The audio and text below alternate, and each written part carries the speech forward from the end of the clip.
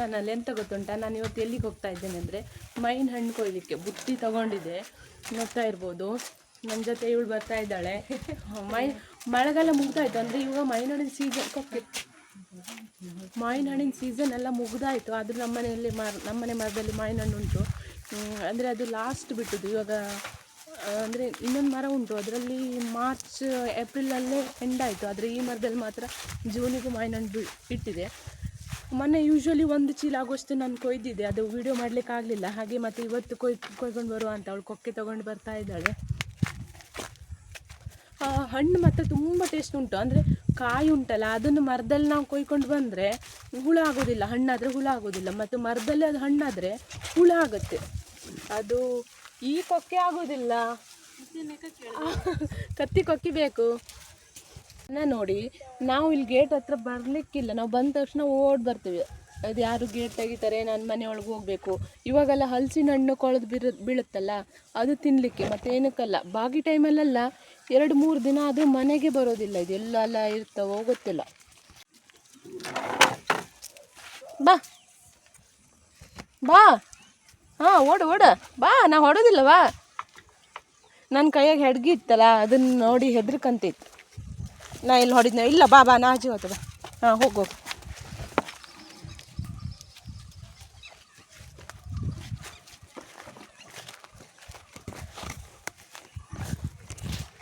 ಇದೇ ಮಾವಿನ ಮರ. ಅಲ್ಲೆಲ್ಲ ಮೇಲ್ಗಡೆ ಎಲ್ಲ ನಿಮ್ಗೆ ತೋರ್ತಾ ಇತ್ತು ಇಲ್ಲೋ ಗೊತ್ತಿಲ್ಲ. ಮೇಲ್ಗಡೆ ಎಲ್ಲ ತುಂಬ ಇತ್ತು. ಆದರೆ ಇಲ್ಲೆಲ್ಲ ನಾವು ಮೊನ್ನೆ ನೋಡಿದಾಗ ತುಂಬ ಇದ್ದಿತ್ತು. ಆದರೆ ಇವತ್ತಿಲ್ಲಪ್ಪ ಅಷ್ಟೊಂದು. ಇಲ್ಲಿ ಖಾಲಿ ಐತೇನೋ ಗೊತ್ತಿಲ್ಲ. ಇದು ನೋಡಿ, ನಾ ಬಂದ ತಕ್ಷಣ ಗೇಟ್ ಬಾಗಿಲು ತೆಗೆದಂತ ಓಡ್ತಾ ಉಂಟು. ಓಡೋ ಆ ಕಡೆ ಎಲ್ಲ ಉಂಟು ನೋಡಿ. ಅಲ್ಲಿ ತೋರ್ತಾ ಉಂಟೋ ಇಲ್ಲೋ ಗೊತ್ತಿಲ್ಲ ನನಗೆ.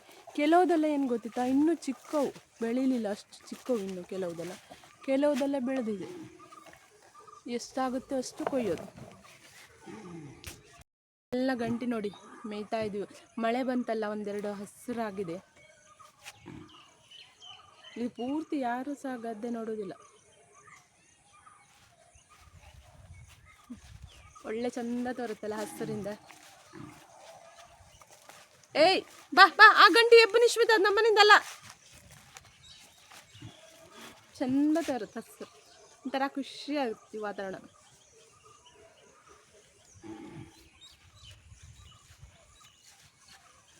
ನೋಡಿ, ಇಲ್ಲಿ ಮರದ ಕೆಳಗಡೆ ಎಷ್ಟೊಂದು ಗೋಯ್ಟು ಬಿದ್ದಿದೆ ಅಂತ. ಇದೆಲ್ಲ ಅಂದರೆ ರಾತ್ರಿ ಹಕ್ಕಿ ಬಂದು ತಿಂದು ಉದುರ್ಸಾಕಿರೋದು ಗೋಯ್ಟು. ಮತ್ತು ಕೆಲವೊಂದೆಲ್ಲ ಹಣ್ಣಾಗಿ ಬಿದ್ದಿರುತ್ತೆ ನೋಡಿ. ಅದೆಲ್ಲ ಇಲ್ಲಿ ದನ ಎಲ್ಲ ಮೇಯ್ತಾ ಇರುತ್ತಲ್ಲ, ಅದೆಲ್ಲ ತಿಂತು. ಮತ್ತು ಕೆಲವೊಂದು ಹಕ್ಕಿ ಎಲ್ಲ ಬಂದು ತಿಂದಿದ್ದು. ಇಲ್ಲಿ ಗೋಯ್ಟು ಎಷ್ಟೊಂದು ರಾಶಿ ಬಿದ್ದಿದೆ ಅಂದರೆ ಸ್ವಲ್ಪ ಬಿದ್ದಿಲ್ಲ, ಅಷ್ಟೊಂದು ಬಿದ್ದಿದೆ.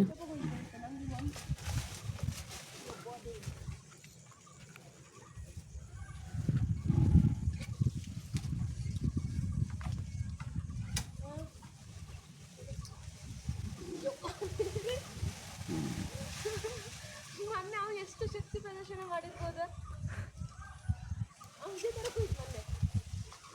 ಮೀಟರ್ ಬೇಕು, ಮೀಟರ್. ಒಂದೇನೋ ಬಿತ್ತು, 2 ಬಿತ್ತು.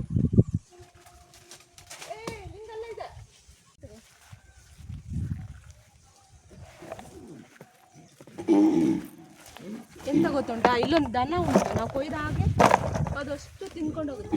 ಪರವಾಗಿಲ್ಲ, ಎಲ್ಲ ಕಚ್ಚಿ ಆಗಿ ಹೋಗುತ್ತೆ.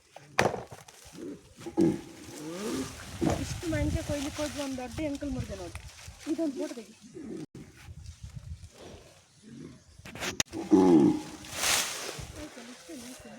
ಮುಂದೆಲ್ಲ ಇರ್ತದೆ ನೋಡಿ. ಒಂದು ಅಡುಗೆ ಕೊಯ್ತದೆ. ಅಲ್ಲೊಂದು ಐತಪ್ಪ, ಅಲ್ಲೇ ಬಿಟ್ಟಿದೆ.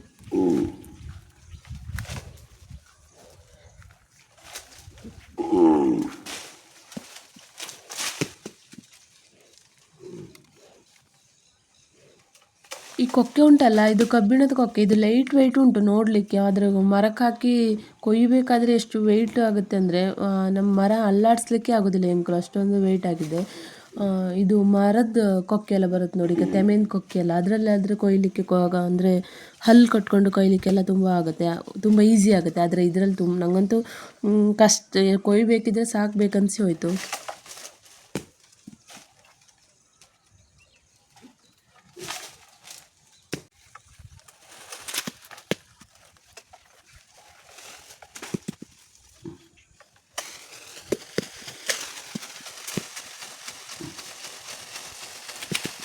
ಏ ಸಾಕು ಬಿಡೆ, ಮರನೇ ಬೆಳೆಸ್ತೀನಿ ಕತೆ.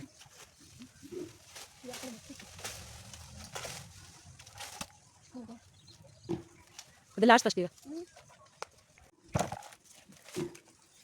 ಇದು ಬಿದ್ದು ಒಡೆದು ಹೋಗಿರೋದು. ಇದನ್ನಂದ್ರೆ ಹಣ್ಣಾಗೋದಿಲ್ಲ, ಇದು ಕೊಳೆದೋಗುತ್ತೆ, ಕಾಯಿ ತಿಂದರೆ ಅಡಿಲ್ಲ ಇದು.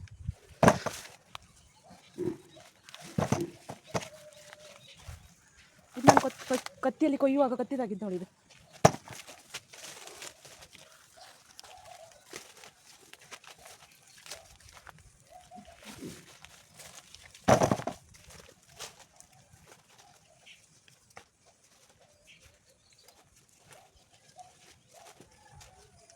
ಮರದ ಹಣ್ಣು ಉಂಟಲ್ಲ, ಎಷ್ಟೊಂದು ಜನ ಕೊಯ್ಕೊಂಡು ಹೋಗ್ತಾರಂದ್ರೆ ನಮ್ಗೆ ಗೊತ್ತಾಗೋದಿಲ್ಲ. ಯಾಕಂದರೆ ನಮ್ಮನೆ ಎದುರುಗಡೆ ಇಲ್ಲ ಇದು, ನಮ್ಮನೆ ಹಿಂದ್ಗಡೆ, ತೋಟದ ಹಿಂದ್ಗಡೆ ಉಂಟು.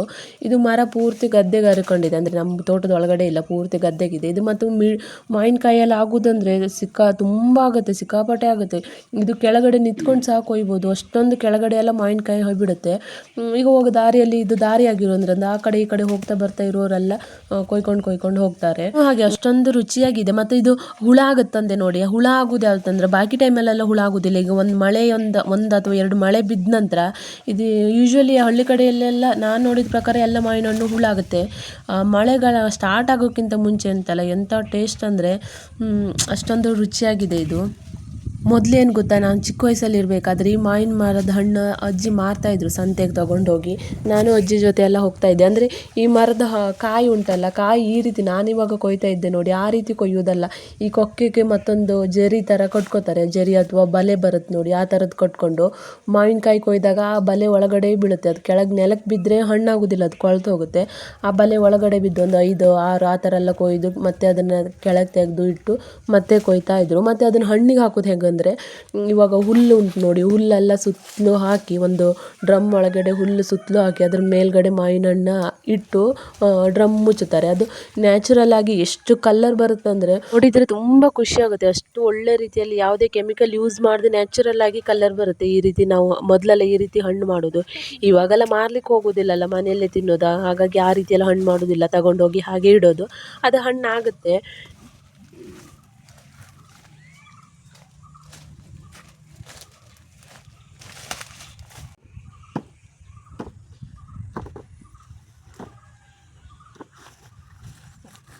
ಒಂದು ಅಡುಗೆ ಆಯಿತು ಫ್ರೆಂಡ್ಸ್. ಇಷ್ಟೊಂದು ಮಾವಿನ ಹಣ್ಣು ಹೇಗೆ ಬೇಕಿದ್ರೆ ಸಾಕು ಬೇಕನ್ಸಿ ಆಯಿತು. ಇದರಲ್ಲಿ ಕೆಲವೊಂದು ಹಣ್ಣೆಲ್ಲ ಉಂಟು, ಅಂದರೆ ಇದೆಲ್ಲ ಹಣ್ಣು ಸ್ವಲ್ಪ ಹಣ್ಣಾಗಿದೆ. ಇದು ತಿಂದು ನೋಡ್ತೇನೆ ನೋಡಿ ಹತ್ರ.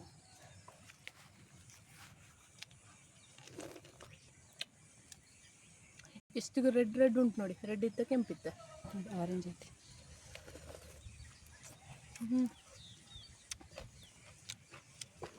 ಸಖತ್ತು ಟೇಸ್ಟ್ ಉಂಟು ನ್ಯಾಚುರಲ್ ಆಗಿ ಹಣ್ಣಾದರೆ. ಕೊಯ್ದು ಸಾಕಾಗಿ ಒಂದು ಮಾವಿನ ಹಣ್ಣು ತಿಂದಾಯಿತು. ಮತ್ತು ಅಲ್ಲಿಲ್ಲೊಂದು ನನಗೆ ಹುಡುಕ್ಲಿಕ್ಕೆ ಮಿಸ್ ಆಗಿರೋದು, ನನ್ನ ಕಣ್ಣಿಗೆ ಬಿದ್ದು ಮಿಸ್ ಆಗಿರೋದು ಎಲ್ಲಿ ಉಂಟಾ ಅಂತ ಹುಡುಕ್ತಾ ಇದ್ದೆ ನೋಡಿ. ಇಷ್ಟೊಂದು ಮಾವಿನ ಹಣ್ಣು ಸಿಕ್ಕಿದೆ. ಇದು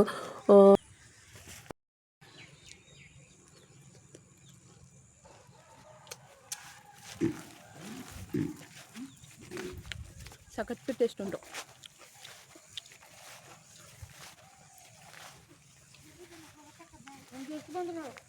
ನನ್ನ ಅಮ್ಮ ಈಗ ಬರ್ತಾ ಇದ್ದಾಳೆ, ಹಂಗೆ ಮಾಸ್ಟಲ್ಲಿ ಬರ್ತಾ ಇದ್ದಾಳೆ. ಎಲ್ಲ ಕೊಯ್ದಾದ್ಮೇಲೆ, ಇಷ್ಟೊಂದು ಕೊಯ್ದಾದ್ಮೇಲೆ ತಗೊಂಡು ಒಪ್ಪಕ್ಕೆ ಬರ್ತಾ ಇದ್ದಾಳೆ.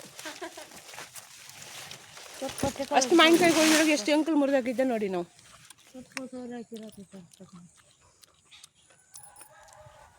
ಆಯ್ತಾ, ಇದು ಗಂಟೆ ಎಲ್ಲ ಬರಲಿಲ್ಲ ಏನೋ ಪುಣ್ಯ, ಬಂದಿದ್ರೆ ಎಲ್ಲ ಕಚ್ಚಿ ಆಗ್ತಿದ್ದು. ಅವು ತಿನ್ನೋದಲ್ದೆ ಎಲ್ಲ ಕಚ್ಚಿ ಹಂಗೆ ಬಿಸಾಡಿ ಹೋಗ್ತಾ ಇದ್ದ.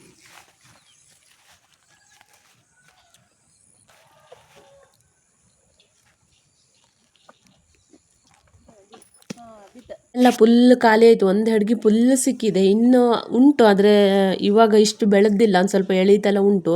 ಅದು ಇನ್ನು ಕೊಯ್ಲಿಕ್ಕೆ ಬರೋದಿಲ್ಲ, ಅಂದರೆ ಹಕ್ಕಿ ಎಲ್ಲ ತಿಂದುಕೊಂಡು ಹೋಗ್ತವೆ, ಮತ್ತು ಯಾರಾದರೂ ಬೇಕಾದರೆ ಕೊಯ್ಕೊಂಡು ಹೋಗ್ತಾರೆ. ನಮ್ಗೆ ಸಾಕಿಷ್ಟು. ಏನು ಗೊತ್ತಾಯ್ತಾ, ಇವಾಗ ನಮ್ಮ ಮನೆಯಲ್ಲಿ ಏನುಂಟು, ಇವಾಗ ಮಾವಿನ ಹಣ್ಣು, ಹಲಸಿನ ಹಣ್ಣು ಅದೆಲ್ಲ ಉಂಟು ನೋಡಿ, ಮನೆಯವರಿಗೆ ಇಷ್ಟ ಇರೋದಿಲ್ಲ. ಇವಾಗ ಯಾರ ಮನೆಯಲ್ಲಿ ಇಲ್ಲ ನೋಡಿ, ಅವರಿಗೆಲ್ಲ ಅಂದರೆ ತುಂಬ ಇಷ್ಟ.